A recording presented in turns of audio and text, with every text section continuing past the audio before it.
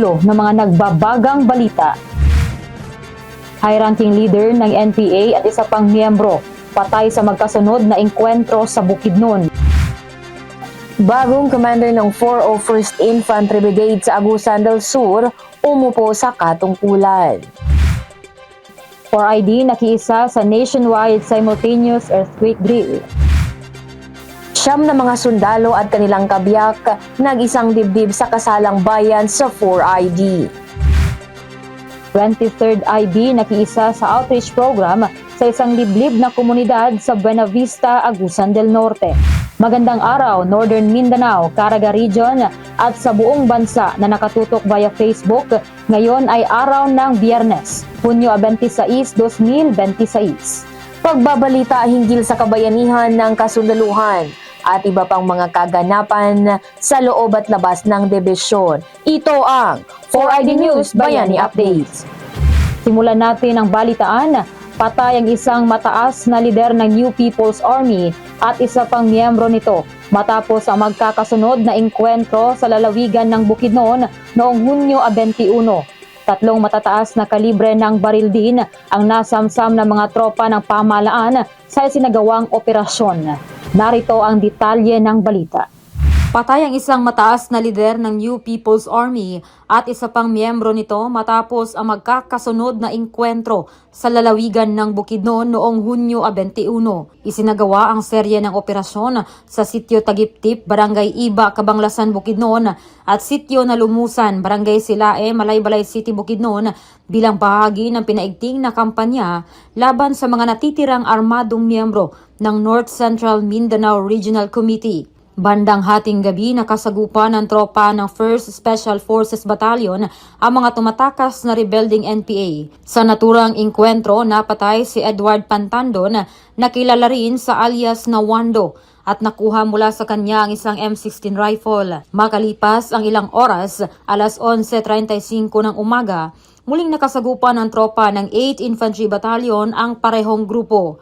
Dito naman napatay si Romeo Manpinsahan alias Kakoy na kinilalang commanding officer ng Headquarters Force Neo sa ilalim ng NCMRC. Nasamsam rin ng mga tropa ang 2 pang high-powered firearms, mga magazine, bala at isang backpack. Sinuportahan din ang operasyon ng mga tauhan ng 88th Infantry Battalion, 26th Infantry Battalion, 41st at 42nd Division Reconnaissance Companies, gayon din ng 4th at 7th Field Artillery Battalion at intelligence units ng 4th Infantry Division. Ayon kay 403rd Brigade Commander, Brigadier General Sigfred Tubalado, patunay ang matagumpay na operasyon sa patuloy na paghina ng puwersa at kakayahan ng NCMRC sa Northern Mindanao. Samantala, sinabi naman ni 4ID Commander Major General Marion Angkao na isa itong malaking dagok sa natitirang armadong grupo ng NPA sa rehiyon. Dagdag pa niya, mananatiling matatag ang kampanya ng 4th ID upang mapanatili ang kapayapaan at maiwasan ang muling pagbangon ng mga armadong grupo sa area ng Bukidnon at mga karatig lalawigan.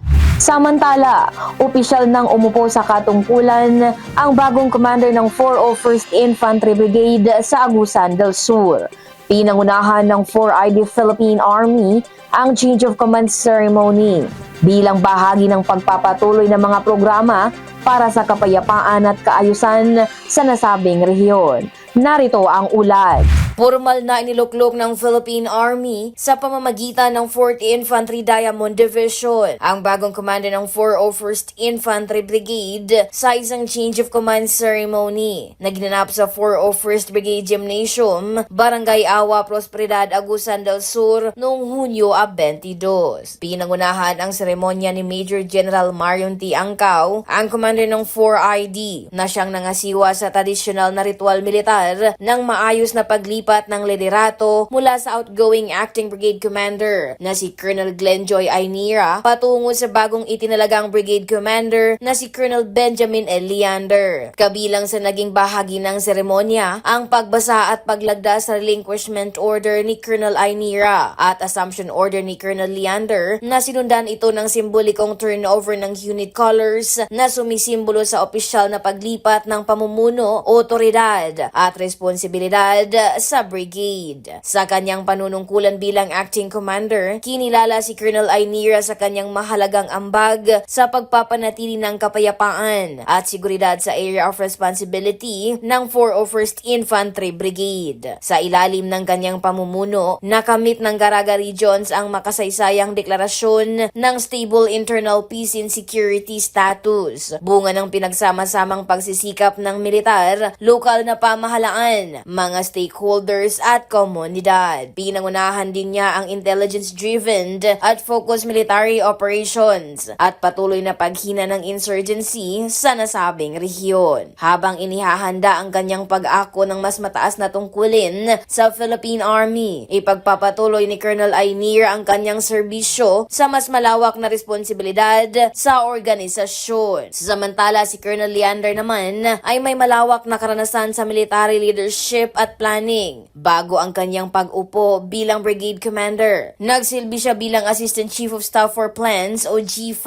kung saan naging mahalaga ang kanyang ambag sa pagbuo ng mga strategic plan at operational initiatives ng Philippine Army. Sa kanyang mensahe naman, pinuri ni Major General Marion T. Angkao si Colonel Ainira para sa ipinamalas nitong dedikasyon at epektibong pamumuno, habang ipinahayag din ang kumpiyansa kay Colonel Leander na ipagpapatuloy ang mga tagumpay ng brigade sa pagpapanatili ng kapayapaan at seguridad sa Caraga Region. Binigyang diin ng 4ID na mananatili itong nakatuon sa mandato ng Sandatahang Lakas ng Pilipinas upang protektahan ang mamamayan, itaguyod ang kapayapaan at isulong ang pangmatagalang kaunlaran sa kanilang area of operations alinsunod sa SIPS-driven peace and development efforts. Nakiisa ang 4th Infantry Division ng Philippine Army sa ikalawang quarter ng National Simultaneous Earthquake Drill 2026 bilang bahagi ng pagpapalakas ng kahandaan sa sakuna at pagtugon sa lindol. Isinagawa ito noong Hunyo 18 sa loob ng 4ID Headquarters, Camp Evangelista sa Cagayan de Oro City. Nagsimula ang aktibidad sa pagpapatunog ng alarm signal upang gayahin ang isang malakas na lindol. Agad namang isinagawa ng mga sundalo, civilian personnel at iba pang kawani ang standard earthquake drill safety procedure na duck, cover and hold bago maayos na lumikas patungo sa kanilang mga itinalagang evacuation area. Nagtapos ang aktibidad sa isang after-activity report sa 4ID Grandstand kung saan ibinahagi ng mga evaluator at kalahok na unit ang kanilang mga obserbasyon at rekomendasyon upang higit pang mapahusay ang kakayahan ng dibisyon sa pagtugon sa mga sakuna. Binigyang diin ni 4ID Commander Major General Marion Angkao ang kahalagahan ng tuloy-tuloy na disaster preparedness activities upang mapaigting ang kultura ng kaligtasan at katatagan sa hanay ng mga sundalo at sibilyang kawani. Kasabay ang pagdiriwang ng buwan ng Hunyo bilang tradisyonal na buwan ng mga kasalan.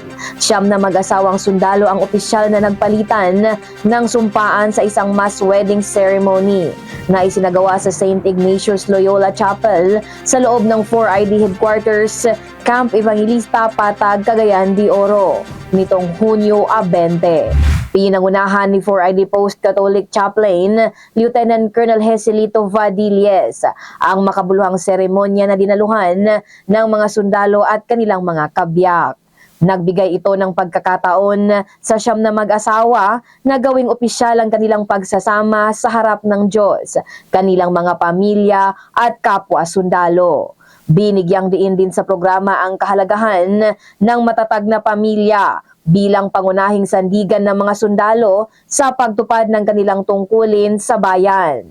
Personal na binati ni 4ID Commander Major General Marion T. Angkao ang mga bagong kasal at ipinaalala ang kahalagahan ng pag-aasawa bilang samahang nakabatay sa pagmamahal, pagtitiwala, paggalang at pananagutan. Hinimok din niya ang mga mag-asawa na patuloy na alagaan ang kanilang relasyon at suportahan ng isa't isa sa anumang pagsubok na kanilang haharapin. Sa iba pang balita, nakiisa ang 23rd Infantry Battalion sa isang outreach program na isinagawa sa isang liblib na komunidad sa bayan ng Buenavista, Agusan del Norte. Layunin ng aktibidad na makapaghatid ng iba't ibang serbisyo at tulong sa mga residente bilang bahagi ng patuloy na pakikipag-ugnayan ng kasundaluhan sa mga komunidad. Narito ang ulat mula sa ating 23rd IB correspondent na si Kabayaning Nicole Llamas. Patuloy na pinalalakas ng lokal na pamahalaan ng Buena Vista, Agusan del Norte sa pangunguna ni Mayor Joselito T. Roble ang pakikipag-ugnayan sa mga komunidad sa pamamagitan ng programang Kamustahan sa Sitio bilang bahagi ng deklarasyon ng Buena Vista bilang isang stable internal peace and security municipality. Noong ika-22 ng Hunyo 2026, isinagawa ang isa sa mga serye ng sa Sitio Baluguan, Barangay Simbalan, Buena Vista, Agusan del Norte, kung saan nakibahagi ang 23rd Infantry Masigasig Battalion kasama ang iba't ibang tanggapan ng lokal na pamahalaan upang dinggin ang mga pangangailangan at hinaing ng mga residente at mahatid. Kanyang mensahe, binigyang diin ni Major Elizondo D. Felicilda, Battalion Executive ng pagkakaisa ng mamamayan, lokal na pamahalaan at mga ahensya ng gobyerno sa pagpapanatili ng kapayapaan at kaunlaran sa bayan. Ang kamustahan sa sitio ay nauna nang isinagawa sa Sitio Afga, Barangay Lower Olave noong Hunyo 9, Purok 4, Barangay Makalang noong Mayo 20, Sitio Lumbuyan, Barangay Ginabsa noong Mayo 5 at Sitio Kibondao, Barangay Sangay, lahat ng Buena Vista, Agusan del Norte noong Abril 15, 2026. Ilan lamang sa mga natukoy ng dating apektadong lugar ng Communist Terrorist Group na ngayon ay idineklara ng cleared. Sa pamamagitan ng tuloy-tuloy na community engagements katulad nito, pinagtitibay ng lokal na pamahalaan at ng sandatahang lakas ng Pilipinas ang kanilang sama-samang adhikain na mapanatili ang kapayapaan, mapalakas ang pagtutulungan ng pamahalaan at ng mamamayan at matiyak ang pagsustina ng deklarasyon hindi lamang ng Buena Vista, Agusan del Norte, kundi pati na ng buong Caraga Region bilang isang stable internal peace and security na rehiyon. Mula rito sa 23rd Infantry Masigasig Battalion, napapanahong balita, serbisyo publiko para sa Pilipino. Nicole Llamas, 4ID News, Bayani Update. At yan ang mga nagbabagang balita ngayong linggo.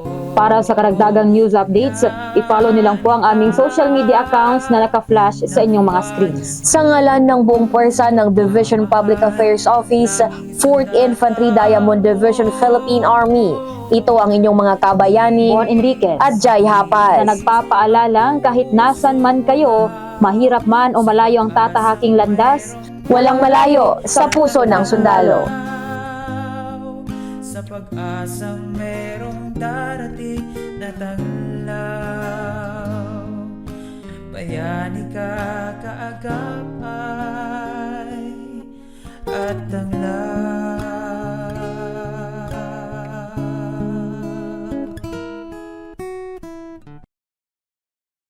Ating karagatan, ating karapatan, ating kinabukasan.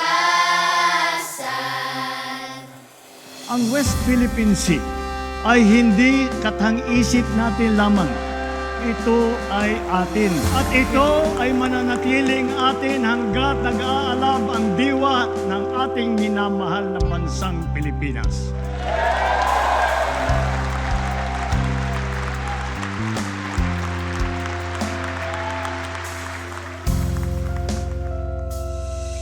Mulat, buksan ang puso at isipan, alamin natin karapatan, hawak natin ang katotohanan.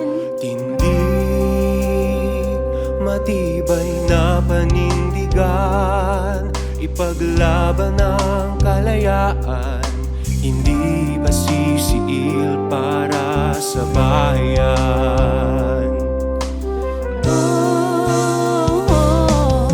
Hindi pa aapi sa dayuhang mapagmalaki. Uubusin ko aking lakas, di patitinag sa dahan.